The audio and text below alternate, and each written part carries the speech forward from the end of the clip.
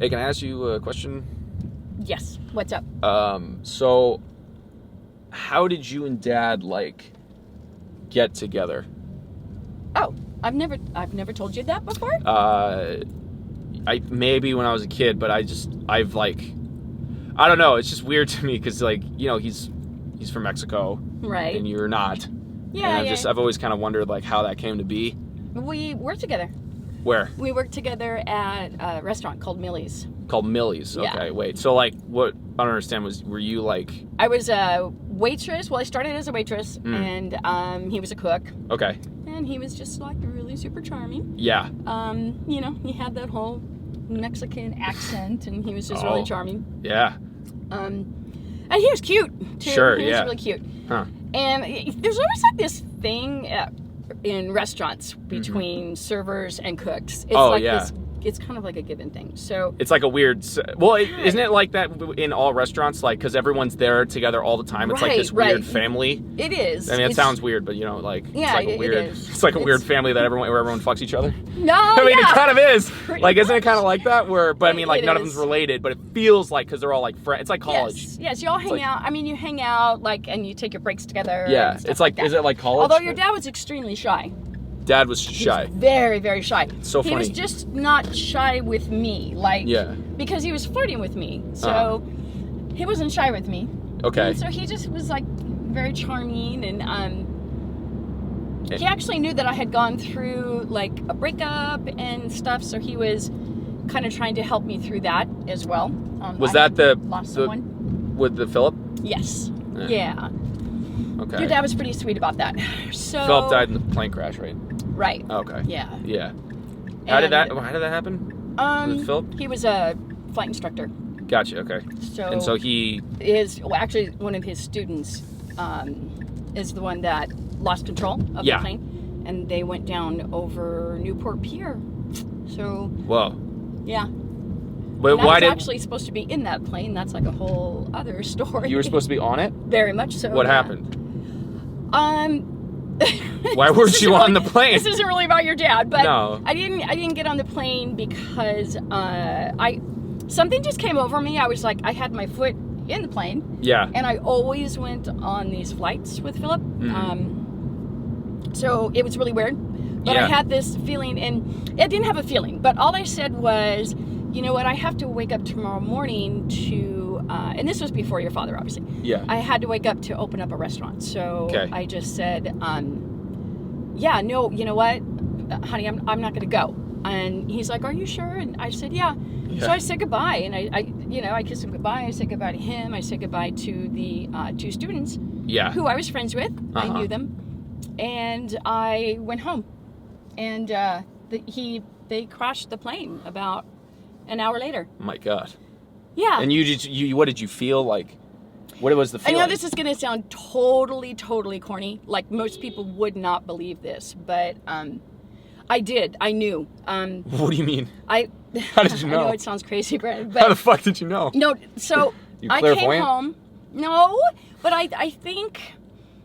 I think that sometimes when you have, a person that's so close to you, and I mean, I was totally, in love with him. So you're afraid at any time that someone's going off to do something, right? Yeah. So I always had told my mom that I didn't want him to fly without me, and I was afraid. So, excuse me, when I got home to my mom, I said, there's something wrong. Yeah. I just had a sense. Yeah.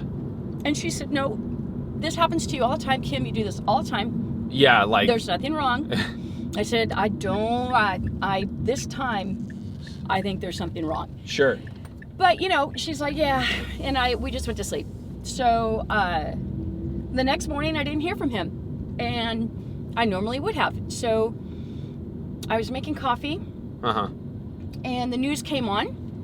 And there was a plane that had gone down over Newport Pier. Whoa. Vicky Vargas. She was a news reporter back then, and Vicky Vargas. Yeah, she was a she's She's a what? bitch. She's just Why was she a bitch? Such a bitch. What'd she do? When I was going through the mourning process. Did she try and interview you? Yeah. Oh, what a fuck. Yeah, it was really fuck bad. That.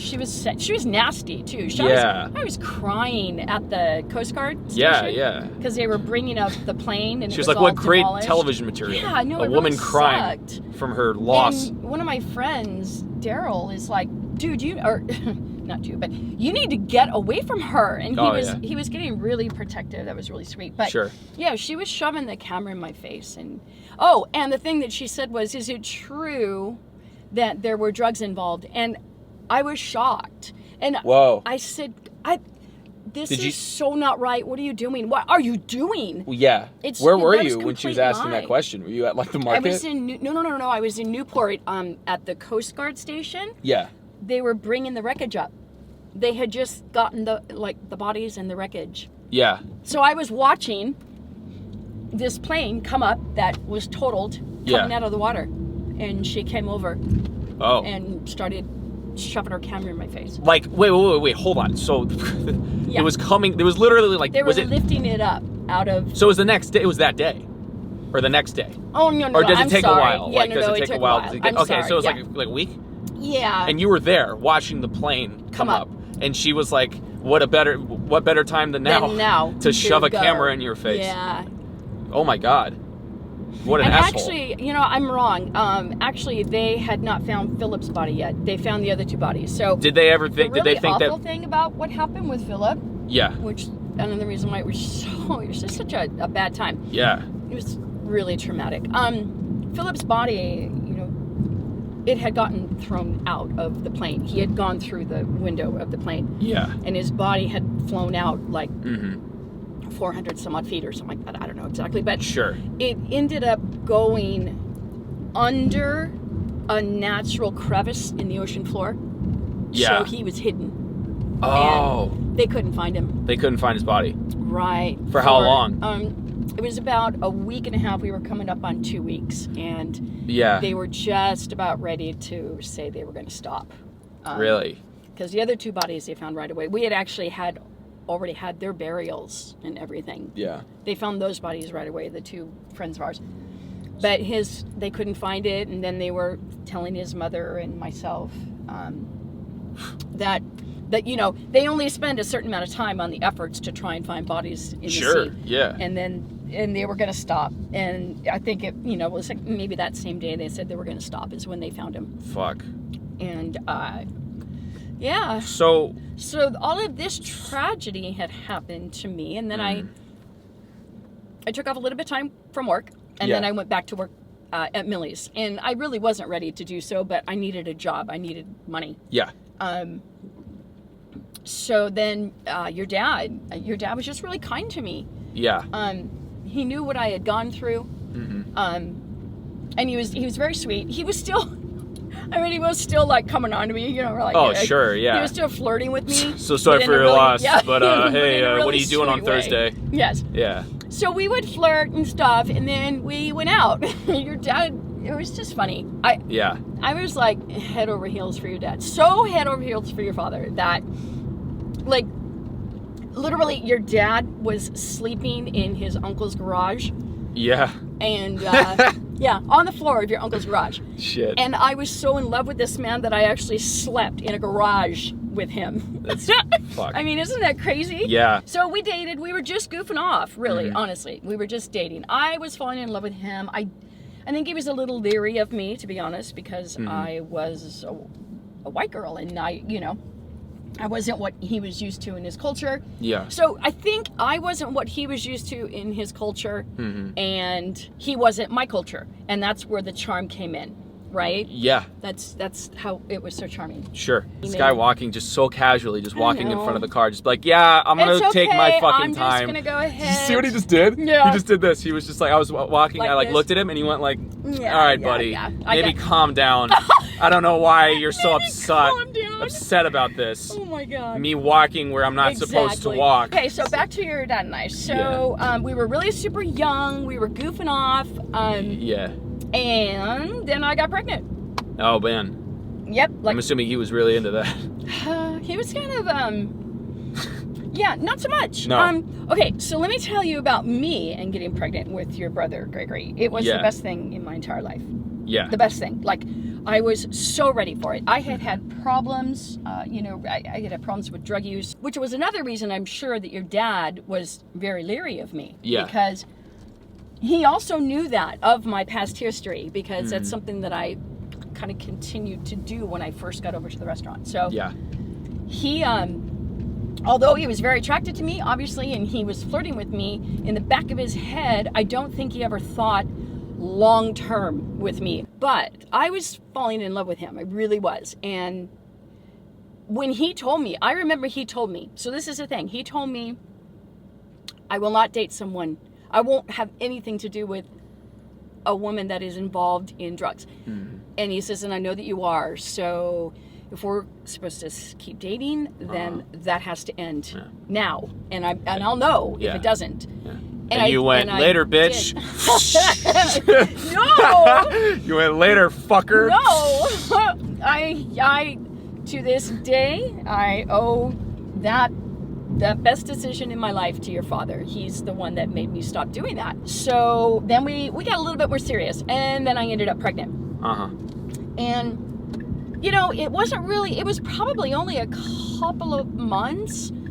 few months after I had decided that I was done with doing that stuff and wanted to commit to your dad, that I got pregnant. So I don't know if he necessarily knew that, that he was a little scared that maybe the drugs were still in my system, kind of thing. Was part of it. The other part was he was just absolutely terrified.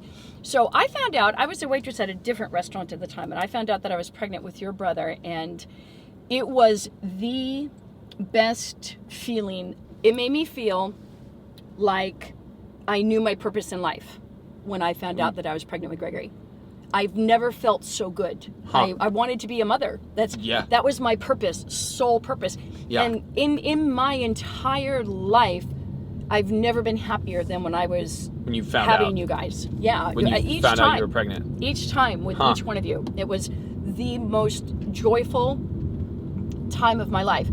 So I was having a very different reaction to it than your father. Dad was probably like, okay, look, let's talk about this. You're like, no, bitch. No, yeah. I'm fucking, what? So what did he say? So he came out, or I probably didn't do it at the right time. My timing's never been really super good. Sure. I just kind of bleh. Yeah, what was he doing? Was he on break? Here. No, he had gotten off from work. He worked the day shift. He came out, and I said, I need to talk to you about something. It was right in front of Millie's, like on, where he parked his car. So we sat down, and I said, look, so I'm pregnant. And when I said it, I thought that your dad was going to have this reaction like, oh my God, that's so, like I had this fairy tale. And it was not like that at all. He was very shocked. Yeah, flush that shit down the drain. Yeah, almost. Without saying that. Flush that fucker down the drain. He just I ain't ready. Really? So it was like he wasn't ready. Yeah, he wasn't ready. No. Yeah. He said, well, what does that mean? What do you think it means? I said, well, it means we're having a baby. And he said, no. He just said, so what that means is we're having an abortion, right? Yeah. I mean, that's what he said to me. Yeah. Where you're going to have an abortion. And oh my God, Brandon, that was a wrong thing to say to me. What way? Oh, because you flipped out? It was the wrong setting. Because I've always been a pretty independent person. And I felt so protective of Gregory, not even knowing who he was. Yeah. It was unbelievable. He said, and I said, no, I'm not. And he said, I'm not ready for this. So I turned to him and I said, fine, fuck you. Yeah. Okay, that's cool. Fuck you. I don't need anything from you. I don't need your fucking money.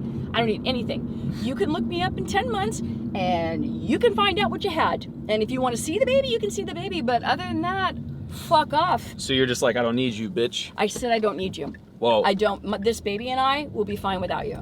And yeah, I mean, and he was devastated. He was crying, but because I pretty much told him to fuck off. And I said, I'm not seeing you anymore. Yeah. Because this is now mine.